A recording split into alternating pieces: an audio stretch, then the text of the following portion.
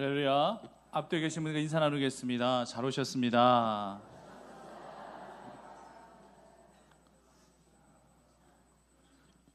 초대교인들이 함께 떡을 떼며 제상까지 함께 나누면서 그렇게 나눔과 사랑을 실천할 수 있었던 것은 저희들의 천성 때문이 아니라 성령님께서 강하게 그들을 주장하시기 때문에, 성령님의 강력한 임재를 경험하고 난 이후에 함께 나눔이 자연스럽게 실천되어지고 또 함께 배려해주고 섬겨줄 수 있는 그러한 이스라엘 민족 공동체가 되었던 것을 말씀 가운데 살펴볼 수가 있습니다. 우리 안에도 성령님의 강력한 내주하심과 인도하심이 우리 모두를 온전히 주장케 되어지는 귀한 시간이 되어지기를 간절히 원합니다. 함께 저를 따라 하시겠습니다. 새가 조금 왕이다. 인정하십니까? 왕이 왕으로서 대접 못 받으면 왕이 아니에요. 물론 왕에게도 의무가 있고 또 감당해야 할 몫이 있습니다. 하지만 먼저는요, 왕으로서 추대를 따라 할지라면은 백성들은 왕으로서의 대접을 먼저 해줘야 됩니다. 조선시대 때도 마찬가지고 그 이전의 시대 때도 마찬가지고, 왕이 이제 행차를 하게 되면은 백성들은 감히 왕 쳐다보지도 못하고 바짝 엎드려서 존경심을 표했던 것을 살펴보게 됩니다. 저희 교회가 새 가족을 왕으로 모시는 달로 선포했다면 정말 매달이 그래야 되겠지만 이 6월 한 달만큼은 정말 새 가족을 위해서 내가 무엇을 어떻게 해야 될 것인가에 대해서 한번 생각해 볼 분명한 이유가 있습니다. 그저께 이제 머리 염색을 하려고 수곡동 GS마트를 좀 서성거리고 있었어요. 이 근처에 염색방이 있는 걸 알겠는데 못 찾겠는 거예요. 그래서 스마트폰으로 위치 검색도 해보면서 또 어디쯤에 있나 막 서성거리면서 막 두리번 거리면서 찾다 보니까 어떤 젊은 여자분이 저한테 먼저 다가오셔서 말을 걸어주시더라고요. 어디 뭐 찾으시는 거 있으시냐고. 뜻밖의 분이, 낯선 분이 저한테 물어보시길래 감사한 마음이 들었습니다. 그래서 솔직하게 이 근처에 염색방을 찾으려고 하는데 잘 안 보이네요 했더니만 그분이 하시는 말씀이 여기 수곡동에는 염색방이 없다고 아주 단호하게 얘기하시더라고요. 웃으시면서. 그래서 예 그런가요? 예 감사합니다 하고 인사드리고 헤어졌는데 바로 앞에 염색방 보이던데요. 근데 바로 앞에 보이더군요. 보니까 간판 하나가 보이더라고요. 그분이 잘 모르신 거죠. 염색방에서 염색해 주시는 그 주인분도 그래서 자기가 미치겠대. 답답하대. 여기 생긴 지 5년이나 됐대.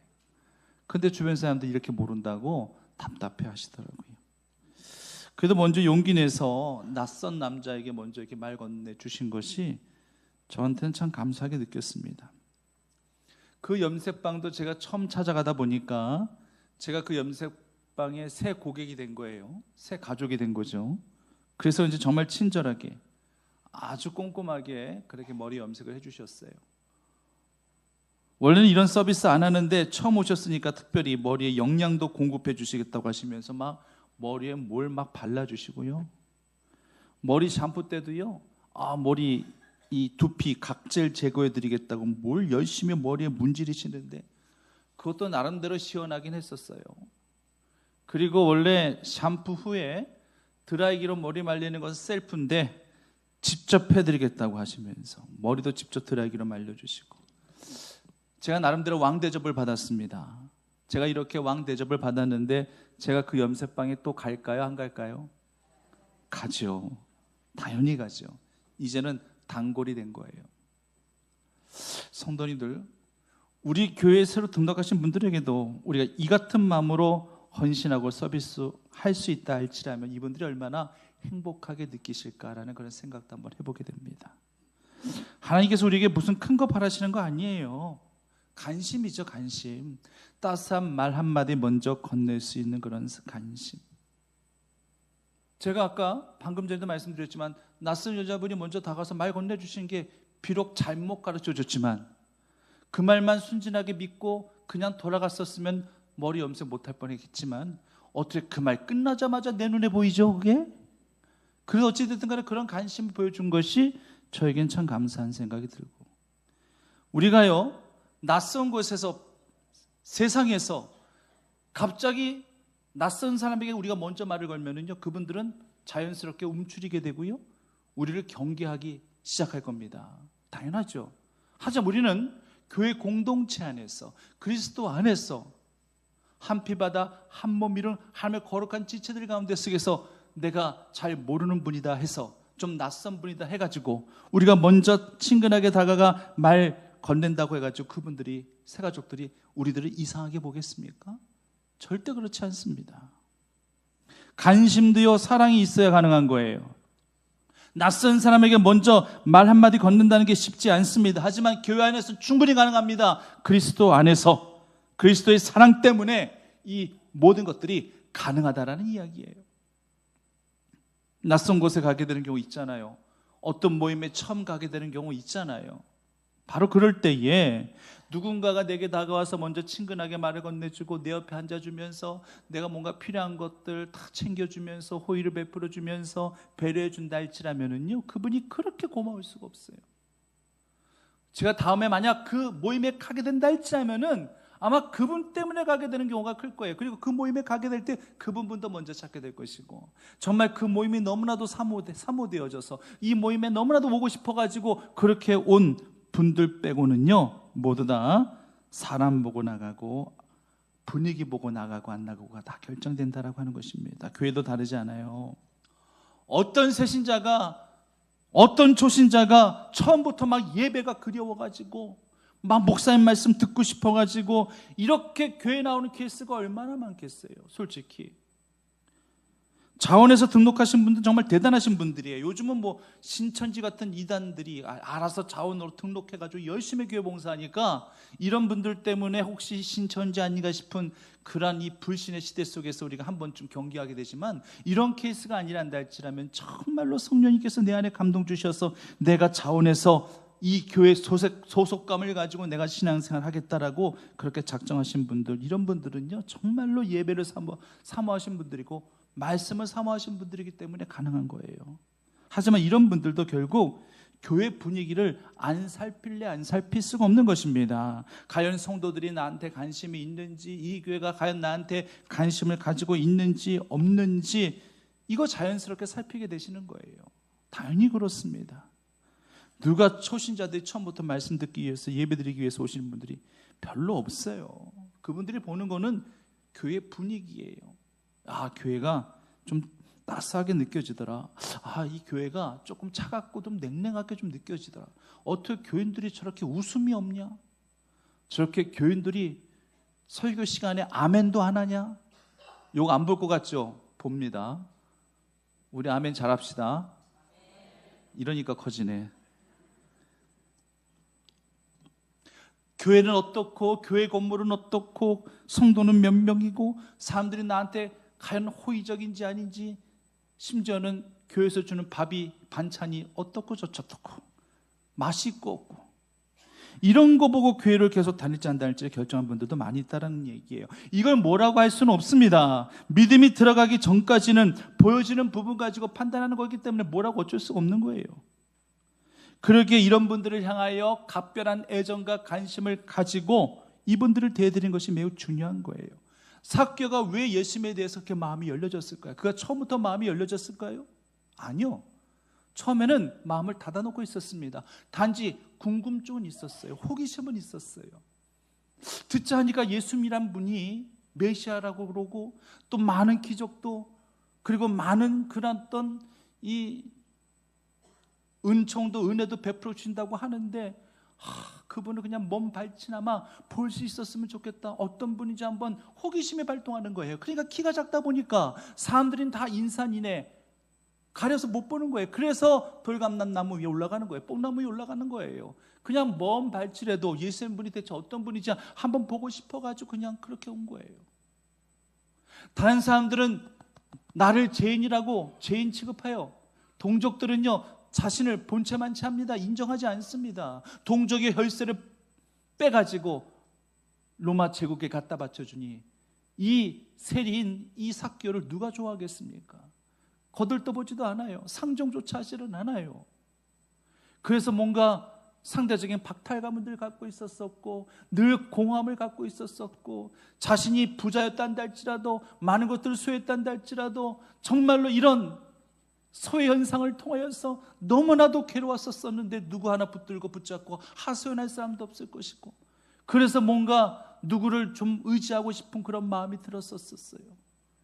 예수님이란 분은 워낙 나에게는 큰 분이기에 그분을 감히 만날 것은 상상조차 하지 못했습니다. 단지 먼 발치라도 그분의 그림자라도 그분의 외적인 모습이라도 희미하게라도 볼 수 있었으면 참 좋겠다. 그런데 웬걸요, 예수님께서 바로 뽕나무 바로 내 밑에서 나를 먼저 알아보시고 내 이름을 불러주시고 나에게 말을 건네주시는 거예요. 삭개오야 내려오라, 내가 내 집에 유하여야겠느니라. 놀랍습니다. 아니, 이게 좀 꿈인가 생신가 싶습니다. 나는 그저 먼 발치라도 그냥 바라보는 것만으로도 그냥 만족했는데, 근데 내가 만족하는 것 그 이상으로 우리 주님께서 채워주시더라고 하는 것입니다. 그러니 마음이 닫혔던 그 모든 마음의 문이 왜 열려지지 않겠습니까? 먼저 다가와서 친근하게 말 건네주시고, 새가족들에게 혹시라도 우리가 새가족들의 이름을 혹시 더 기억하셔서 아무개 성도님 저희 교회 나오신 지 얼마 안 되셨죠? 교회 생활 어떠세요? 이런 식으로 이름 한번 불러드리면서 한번 친밀하게 그렇게 말 한마디 건네주면은요, 새가족들은요 마음에 훈훈한 감동을 받습니다. 야, 처음 보는 분이 내 이름을 기억하더니만 내 이름을 불러주면서 따스한 말 한마디 건네주는데 마음이 너무 감동스러웠어. 이렇게 고백하지 않겠습니까?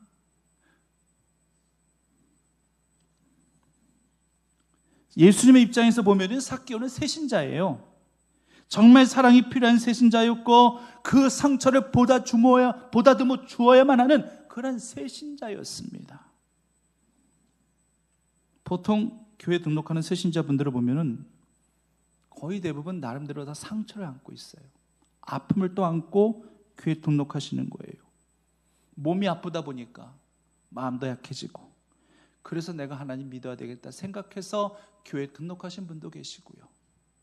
또 어떤 분은 사업을 하시다가 아니면 무슨 뭘 하시다가 물질에 큰 손해를 보셔가지고 마음이 약해지다 보니까 하나님 믿어야 되겠다 생각하셔서 하나님 앞에 교회 나오시는 그런 분도 계시고, 또 어떤 분들은 다른 교회에서 막 신앙생활 잘하고 계셨는데 근데 교회에 또 누군가의 상처를 받아가지고 또 이렇게 또 교회 오신 분도 계시고, 새신자분들에게는 이런 분들이 많이 계셔요. 당연히 이런 분들은 하나님의 말씀을 통해서 위로를 받으셔야 될 것이고요. 아울러서 성도님들의 관심과 사랑이 또 이분들에게는 얼마나 큰 위로가 되는지 모릅니다. 저도 감정 표현에 좀 솔직한 편이고 잘 숨기지를 못하는데 새가족이 오게 되면은 저도 모르게 막 흐뭇한 미소가 절로 나오고요. 새가족들과 함께 대화 나누다가 보면은 저도 모르게 막 기분이 업이 되는 것을 느껴요. 왜? 그분에 대한 기대감이 생겨나고 그분에 대한 설렘이 생기기 때문에 그렇습니다. 그리고 교회는 그 새가족분들이 교회 생활 잘 하실 수 있도록 불편함이 없도록 정말 왕같은 대접을 해드릴 수 있어야 되는 겁니다. 우리 기존의 성도님들이 이 모든 것들을 실천하시기 위해서는요, 신앙의 초심을 잃어버리시면 안 됩니다. 나도 이런 새가족일 때가 있었었지. 나도 이렇게 조금 교회 나와서 교회 발걸음을 내디딜 때가 있었었지. 나도 그때 참 뜨겁게 초심으로 주님을 믿어 섬겼었지. 이때 이 순간을 항상 떠올리시면서 오히려 그때 그 신앙으로 돌아갈 수 있는 그런 믿음이 되어야 된다는 얘기예요. 이런 초심을 잃어버리면은 내 안에 기득권만 자꾸만 생겨나게 됩니다. 내가 먼저 믿었다는 기득권, 내 믿음의 연수가 얼마라는 기득권, 내가 직분자라는 이 기득권, 내가 교회 봉사가 몇 년이라는 이 기득권, 이 기득권이 내 신앙의 자존감을 높여줄 수 있다면 너무나도 좋은 거죠. 너무나도 좋은 케이스죠. 근데 이 기득권이 나로 하여금 우월감을 갖게 하고 그렇지 못한 새신자를 경시하는, 그리고 무시하는, 외면하는 그런 편견 쪽으로 그렇게 흘러버린다 할지라면은 이 기득권은 당장 내려놔야 될 것들이에요. 나를 겸손하게 만들지 못할 그런 기득권이란다 할지라면 당장 내려놔야 될 것들입니다. 그래서 예수님께서 분명하게 말씀하셔요. 나중된 자가 먼저 될 수 있고 먼저 된 자가 나중될 수 있다. 이것을 우리에게 분명하게 말씀하고 계시는 겁니다. 늘 초심의 마음을 가지고 우리 신앙이 변질되지 않도록, 나중되지 아니하도록 늘 먼저 된 자가 되어질 수 있도록, 처음이나 중간이나 끝까지 항상 먼저 된 자가 될 수 있게끔 신앙의 초심을 잃어버리지 말라라는 얘기입니다. 먼저 믿었다고 자랑할 것도 없고, 내가 직분자라고 자랑할 것도 없고, 언제나 주님 앞에서는 내가 오늘도 은혜를 받아야 되고 내일도 은혜를 받아야 될 것이고, 오늘 믿고 내일 믿어도 언제나 늘 매일매일마다 새롭게 내리시는 그 생명의 만나를 내가 늘 매일마다 공급받는다는 생각 갖고 늘 주의 은혜를 신선하고 새롭게 늘 감사하며 받아들일 수 있는 그런 초신자와 같은 이 같은 따뜻한 믿음이, 뜨거운 열정의 믿음이 우리 모두에게 있기만을 간절히 소망합니다. 사도 바울은 알고 있었어요. 로마 시민권이라고 하는 것이 나를 겸손하게 만들어주는 것이 아니라 나를 교만에 붙잡히게 하고 로마 시민권을 갖지 못한 그런 사람들을 내가 오히려 멸시한다라든지 경시할 수 있겠다라는 생각을 했기 때문에 예수 그리스도를 만난 그 이후에는, 복음의 사도로 삶을 살아간 그 이후부터는 찢기와 배설물과 같이 이 모든 것들을 내려놓을 수 있었어요. 그래서 사도 바울은 평생 동안 복음을 증거함에 있어서 늘 겸손한 자로 붙들릴 수 있었음을 우리는 기억해야 할 것입니다. 이스라엘 민족은요, 아주 뿌리 깊은 편견을 갖고 있었어요. 사마리아인들하고는 상종조차 하지 않습니다.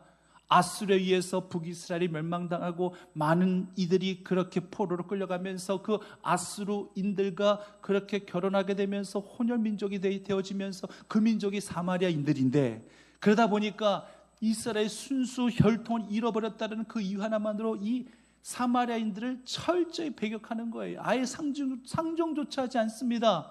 그래서 우리가 잘 알고 있다시피 요한복음 4장에 보면은요, 수가성 우물가 여인을 예수님께서 만나 주시지 않습니까? 이스라엘 백성들이 잘 다니지 아니하는 때를 일부러 그 때를 택해 가지고 물을 깃고 있는 그러한 이 사마리아 여인에게 예수님께서 요한복음 4장 4절 말씀 보면은 강력한 의지 가운데 내가 사마리아로 통과하여야 하겠는지라, 그 말의 표현은 뭐겠습니까? 내가 이 사마리아인을 만나야 하겠느니라.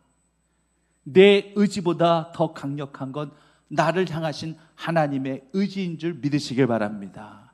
하나님의 강력한 의지를 우리들 각자를 향해서 가지고 계신다 할지라면은 우리는 어떤 순간에도 주님을 만날 수 있다는 거예요. 주님을 만날 수 있는 길은 다 열려져 있는 것입니다. 사마리아 이 여인도 예수님의 입장에서는 새신자예요. 이 새신자를 품어주시고 이 새신자에도 내적인 갈등과 아픔과 치유받아야 할 그런 영혼임을 알고 계셨기에, 남편도 여러 명이었고 정말 그렇게 많은 남편들을 거치면서 얼마나 이 가슴에 응어리진 그 서름 같은 것들이 얼마나 컸겠습니까? 이 같은 상처를 보다도 못 주고 치유해주기 위해서 예수님께서 직접 찾아가신 겁니다. 그리고 그 사마리아인을 통해서 이방인 최초의 복음 전도자로 예수님께서 그 여인을 만들어 주셨던 것이었습니다. 예수님에게는 뿌리 깊은 편견이라는 것 절대 없습니다. 단지 있었다면 바리새인들 정도 있었을까요? 바리새인들 향해서는 거침없는 독설을 예수님께서 내뿜으셨죠. 이 독사의 자식들아, 이 양심의 이 하인 맞은 자들아, 이 해칠한 무덤 같은 자들아 하면서 거침없는 독설을 내뿜었어요. 그런데 이게 편견이었나요? 아니요, 편견 아니에요. 요즘 언론에서도 TV에서도 많이 나오는 단어죠. 젊은이들도 많이 쓰고 있는 단어인데 한마디로 팩트입니다. 팩트. 영어로 팩트가 뭐죠? 사실이라는 거예요. 숨길 수 없는 사실이라는 것입니다. 예수님은 사실을 사실대로만 말씀하셨습니다. 그리고 대신 인간이 가지고 있는, 이스라엘 민족들이 가지고 있었던 그런 어떤 인종적인 민족적인 편견, 남녀 성에 대한 편견, 빈부에 대한 편견, 약자에 대한 편견, 이 모든 것들은 철저히 깨트리신 분이 바로 우리 예수 그리스도이셨어요. 예수님도 삭개오를 찾아가신 이유는 다른 이스라엘 민족들은 다 죄인이라여서 상종조차 하지 않았던 이 삭개오를 예수님께서는 어떤 편견 없이 그를 찾아가셔서 그에게 구원과 그리고 복음을 선포하여 주셨던 것이었습니다. 타이밍이 잘 맞아서 하필 내가 올라가는 그 뽕나무 그 바로 밑을 하필 타이밍이 잘 맞아서 그때 예수님께서 나를 발견하신 것이었을까? 아니요. 성도님들, 타이밍이라는 것조차도 하나님이 주관하시는 겁니다. 그래서 거듭 말씀드리지만은 하나님 안에서는 우연이라는 게 없는 거예요. 하나님의 작정하심과 섭리만이 있을 뿐입니다. 인간은 미처 계획하지 못했단다 할지라도 우리 주님께서는 우리를 향한 계획하심을 하나님의 시간표대로, 하나님의 작정하신 계획표대로 우리 안에 소원을 두고 작정하시고 행하신 하나님께서 우리를 통하여서 분명히 이루어 가심을 믿음으로 확신하는 주의 성도들 되시기를 간절히 바랍니다. 저는 교회를 6학년 때부터 다녔는데요, 아버님이 먼저 이제 교회를 다니기 시작하셨고, 그리고 그 다음 주에 우리 모두 다 교회 다니자라고 강권하셔서 그렇게 해서 이제 교회를 다니기 시작했거든요. 저희 아버님도 새신자 시절에는요 별로 믿음이 없으셨어요. 그때까지만 해도 술을 좋아하셨어요. 집에서 자주 술을 이렇게 드셨던 것 같아요. 저는 옆에서 가끔 아버지 술 따라드리고 저는 안주나 주워 먹고 그랬던 기억이 납니다. 근데 어느 날 목사님이 갑자기 연락 없이 찾아온 거예요, 집으로. 그날도 아버지는 술을 드셔서 얼큰하게 좀 취하셨던 것 같은데 목사님이 그날 연락도 없이 신방이라고 찾아오신 거예요. 근데 제가 생각해 보면은요, 그때 찾아오신 분이 목사님, 그 다음에 목사님 사모님, 그 다음에 교구 목사님, 그 다음에 신방 권사님도 한 3-4분 됐거든요. 이분들이 작정해서 찾아오셨단다 할지라면 연락 안 하고 오실 분이 아닌데 분명히 며칠 전이라도 교회에서 얘기하셨을 거예요. 언제, 몇 날, 몇 월, 몇 시에 등록 신방 드리도록 하겠습니다라고 하셨는데 저희 부모님이 놓치셨겠죠. 갑작스럽게 찾아오셨다면 이것도 무례한 거잖아요, 그렇죠? 제가 갑자기 여러분들 집에 찾아가서 신방입니다 하고 오면은 여러분 좋아해요? 좋아하실랍니까? 아멘 하신 분 그냥 찾아갑니다. 어떻게 하겠습니까? 문전박대할 수 없고 당연히 모셔야죠. 저희 부모님들은 연신 목사님께 죄송하다고 말씀드리고 이제 안방으로 모시는데 술상은 그대로 널브러져 있었고 급히 어머니는 술상 치우시고 저희 아버님은 굳이 얘기 안 하셔도 이미 다 술 먹은 티가 다 나는데도 솔직히 목사님께 죄송하다고 제가 술 먹고 있었다고 고해성사하시고, 근데 그때 목사님이 참 미소를 지으시면서 그때 그 인자하고 온유한 미소를 제가 잊어버릴 수가 없어요. 괜찮습니다. 술 드셔도 괜찮습니다. 술 드셔도 괜찮은 건 새신자만이에요. 구신자는 안 돼요. 이게 또 목사님이 강단에서 술 먹어도 괜찮다고 하더라, 술 먹자, 술 갖고 와, 이러시면 아주 곤란합니다. 분명히 말씀드립니다. 새신자만 어쩌다 드시고 구신자는 안 돼요. 그때 이제 그렇게 목사님이 웃으시면서 미소 지으시면서 그렇게 말씀해 주신대. 그래도 저희 아버님은 자불안석이죠. 예배를 드리시는데 제 기억에 아버님이 무릎을 꿇고 예배를 드리시더라고요. 부모 앞에 죄 지은 자녀가 무릎 꿇고 있듯이. 그래서 목사님은 괜찮다고 편히 앉으시라고 그러는데도 저희 아버님은 무릎을 탁 꿇고 괜찮습니다 하시면서 예배를 드리셨던 것으로 기억합니다. 아마도 저희 가정이 그때가 아마 첫 번째 터닝 포인트가 되지 않았는가, 신앙의 터닝 포인트가 오지 않았는가 생각을 한번 해보게 됩니다.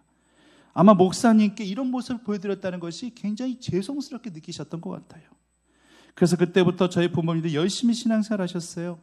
혹시라도 술 잘 먹는 새신자라고 목사님 편견 가지실까 봐 정말 모든 공예배를 안 빠지시고 열심히 신앙생활 하셨습니다. 물론 그때 이후로 그것이 계기가 되어서 술도 끊으시고 그때부터 완전히 새 사람이 되셨어요. 부흥회를 쫓아다니시면서 은혜 사모하시고 그렇게 막 기도생활 막 해가시면서 하시더니만 결국 아버님도 나중에 신학을 공부하셔서 목사님이 되셨고 그 아들 된 저도 지금 이렇게 목사가 돼서 목회를 하고 있습니다. 우리가요, 갑작스러운 상황, 우리가 예상치 못했던 그 상황 가운데 속에서 우리가 어떻게 반응하느냐가 굉장히 중요합니다.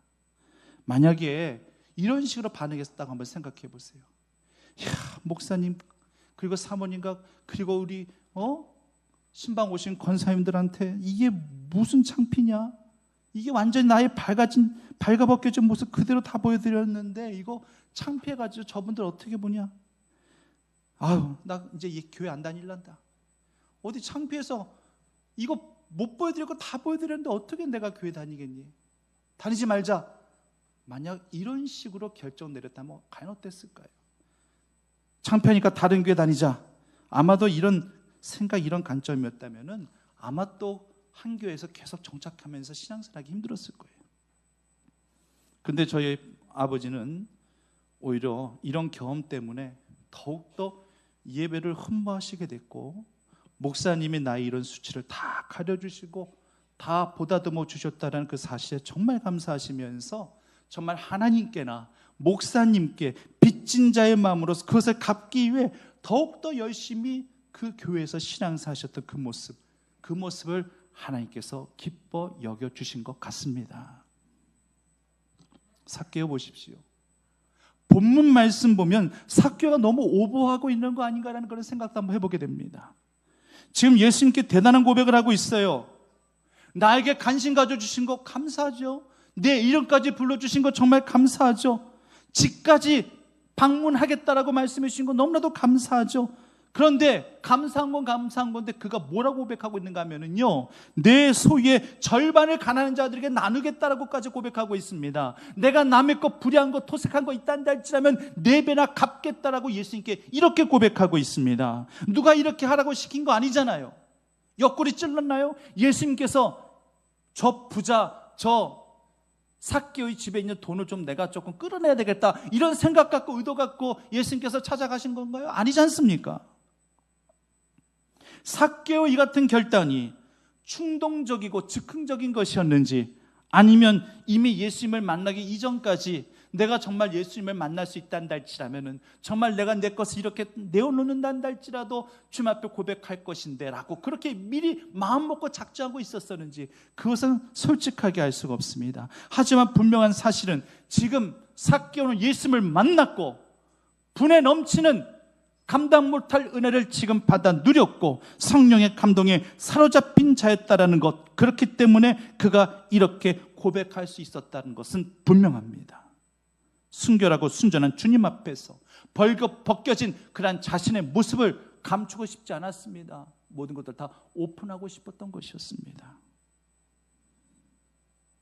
아마도 삭개오는 이후에 예수님 따라다니면서 예수님의 참 제자가 되었을 것입니다. 이런 물질에 초연했었던, 물질이 조금이라도 아깝다는 생각했었단다 할지라면 예수님께 이런 고백하지 않았었겠죠. 그렇단다 할지라면 아마 이렇게 예수님 만난 그 이후에 예수님을 따라다니며 정말 재정적인 부분을 또 이 삭개오가 감당해 가면서 아마도 예수님의 그런 제자가 되지 않았겠는가 하는 생각도 한번 해보게 됩니다. 성도님들, 하나님은요, 우리 안에 분명한 소원을 두고 행하시는 주님이심을 기억하시기를 바랍니다.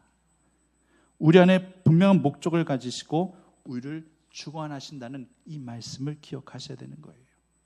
오늘 예수님께서는 잃어버린 자를 찾기 위해서 내가 이 세상에 왔다라고 말씀하고 계십니다. 삭개오의 주변 그 동족, 그들은 삭개오를 죄인 취급했지만 예수님께서 이 땅에 오신 목적은 내가 의인을 부르러 온 것이 아니라 누구를 부르러 왔다고 말씀하고 계시죠? 죄인을 부르러 왔다라고 예수님께서 분명히 말씀하고 계십니다. 그러므로 우리는 언제나 하나님 앞에 죄인된 자의 모습으로 늘 주님 앞에 우리의 허물과 우리의 모든 죄를 주님 앞에 고백할 수 있는, 삭개오와 같이 이렇게 주님께 고백 성사할 수 있는 그러한 죄인된 모습, 그럴 때 하나님께서 우리의 모든 상처를 보다듬어 주시고 우리를 살펴봐 주시는 귀한 은혜가 있게 되어지는 줄 믿음으로 고백하시기를 간절히 바랍니다. 예수님께서 오늘 본문 말씀에서 감동받고 계시는 거예요. 예수님께서 감동받으실 때는 아브라함의 자손이다, 이 아브라함을 간혹 지칭하곤 하셨어요. 오늘 본문에서도 삭개오를 향해서 구원이 이 집에 선포되었다라고 그렇게 말씀하시면서 이 자도 삭개오도 아브라함의 자손이다라고 그렇게 말씀하고 계십니다. 마태복음 8장에서도 예수님께서 백부장의 믿음을 칭찬하시면서 아브라함과 함께 천국에 앉아있을 것이다 라고 그렇게 칭찬하시고 인정하셨어요. 또 예수님께서 제자들에게 그 부자와 거지 나사로의 그러한 비유를 들어주실 때에 거지 나사로가 죽고 난 이후에 누구의 품에 안겨있다라고 말씀하고 계셨죠? 아브라함의 품에 안겼다라고 또 예수님께서 말씀하셨어요. 그렇기 때문에 예수님의 관점에서는 아브라함을 가장 대표적인 그런 믿음의 모델로, 구원의 모델로 예수님께서는 아브라함을 인정하고 계신 거예요. 아마 성경에서 대표적인 신앙의 모델들을 두 사람만 뽑아보란다 할지라면 아마 아브라함과 다윗을 뽑아볼 수 있을 것입니다. 다윗은 구약시대 때 열왕기 왕들의 가장 표준이 되는, 하나님께서 보셨을 때에 이스라엘 열왕들을 하나님께서 평가하시고 판단하실 때에 인간적인 기준, 첫 번째는 하나님 모시기였고 두 번째가 다윗과 같았느냐 다윗과 같지 아니하였느냐, 이것이 바로 하나님 보시는 평가 기준, 사람을 모델로 세워놓고 그 모델과 같았느냐 같지 않았느냐. 그렇기 때문에 열왕들의 역사를 바라보면서 다윗과 같지 아니하였으니, 다윗과 같았으니, 다윗과 같이 정직하지 아니하였으니, 뭐 이런 식으로 다윗을 항상 표준으로 삼고 있는 것을 보게 됩니다. 그러니까 믿음의 혈통과 계보를 말하고자 할 때에 아브라함과 다윗을 자주 언급하고 있는 것을 보게 되는 거예요. 그래서 마태복음 1장 1절 말씀에도 어떻게 말씀이 언급되어져 있습니까? 아브라함과 다윗의 자손 예수 그리스도의 계보라, 이렇게 설명이 되어져 있습니다. 믿음의 조상 아브라함, 그리고 믿음의 성군 다윗, 우리 모두 아브라함과 다윗과 예수 그리스도의 계보를 이어나가는 믿음의 혈통된 하나님의 거룩한 백성임을 확신하는 주의 성도 되시기를 간절히 바랍니다. 이제 말씀을 마무리합니다. 새신자가 많이 등록되어지고 잘 정착하는 교회가 건강한 교회예요. 그리고 새신자가 왕으로 대접받고 새신자도 교회에 대한 소속감을 가지고 더 열심히 신앙생활을 하려고 결단하는 교회가 정말 행복한 교회입니다. 우리 교회가 정말 건강한 교회가 되어지고 행복한 교회가 되어지기 위해서는 더 많은 그런 새가족들이 이 교회에 등록될 수 있게끔 우리가 또 전도도 열심히 해야 될 것이며, 또 그들이 늘 왕으로 대접받을 수 있게끔 언제든지 또 그들이 이 교회에 대한 소속감을 가지고 늘 행복감을 누릴 수 있게끔 철저히 배려해 드릴 수 있는, 섬겨 드릴 수 있는 그런 우리 성도들이 되어야 할 것입니다. 이제 전반기 6월 달도 이제 몇 주 남지 않았어요. 또 마지막 주에는 또 올 상반기 때 등록하신 분들을 위한 새가족 환영잔치 또 예배도 드려지게 될 것입니다. 더욱더 이 6월에 섬기는 그 마음 갖고 더욱더 말 한마디 먼저 따스하게 건네드리고 사랑으로 섬겨드릴 수 있는 그런 우리 충북교회 온교들이 다 되어지기를 간절히 축원합니다. 살아역사하신 아버지 하나님, 6월은 새가족을 왕으로 모시는 달로 우리가 선포했사옵니다. 우리가 얼마만큼 노력을 하고 있는지 하나님 아버지시여, 우리가 다시 한번 이제 이후로부터라도 우리 교회에서 내가 잘 알지 못하는 분이 계시다 할지라도 본체만 제 지나가는 것이 아니라 먼저 따스한 말 한마디 건네면서 그렇게 그리스도의 사랑을 실천하며 그리스도의 마음을 표현해 드릴 수 있는 귀한 우리 교회가 늘 되어질 수 있게 허락하여 주시옵소서. 예수님의 이름으로 기도드립니다.